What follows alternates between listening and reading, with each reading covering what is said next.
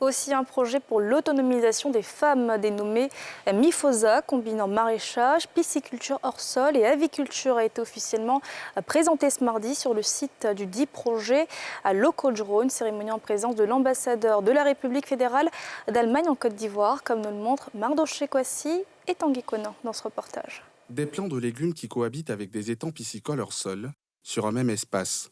Nous sommes sur le site de mise en œuvre de la phase pilote du projet maraîchage intégré à la pisciculture hors sol et à l'aviculture, MIFOSA. Un projet qui vise à permettre aux bénéficiaires membres de l'Union des sociétés coopératives, des femmes de la pêche et des métiers assimilés de Côte d'Ivoire, USCOFSI, de se soustraire aux caprices de la nature, mais aussi à plusieurs autres défis auxquels elles font face dans leurs activités quotidiennes. C'est un projet innovant qui va permettre aux femmes de relever un certain nombre de défis auxquels elles sont confrontées dans le secteur de la pêche. Les défis auxquels nous sommes confrontés sont le repos biologique, le changement climatique. On a aussi l'orpaillage clandestin à l'intérieur des eaux continentales qui nous amène aujourd'hui à avoir des projets concrets pour pouvoir mener cette politique-là pour que les femmes soient autonomes vraiment dans le secteur de la pêche.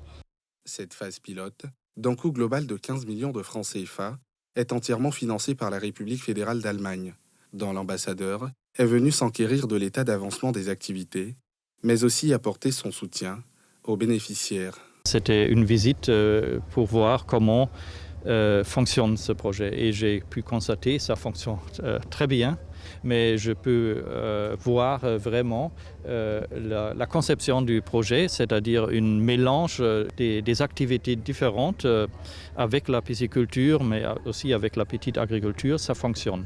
Et l'avantage est qu'on est de plus en plus indépendant de saison, donc ça donne vraiment plus d'indépendance aux dames qui sont engagées pour créer vraiment des activités, des revenus. L'initiative de la mise en œuvre de ce projet en faveur des femmes marailleuses a été saluée par le ministère des Ressources animales et halieutiques, qui y voit une opportunité à vulgariser sur toute l'étendue du territoire ivoirien. Le ministère des Ressources animales et halieutiques a mis tous ses techniciens et toute son expertise pour pouvoir accompagner ces dames. Parce que, effectivement, on s'est rendu compte que des petites initiatives permettent de pouvoir contribuer à tout ce qui est, je dirais, pollution aquacole et aussi de tout ce qui est pollution avicole.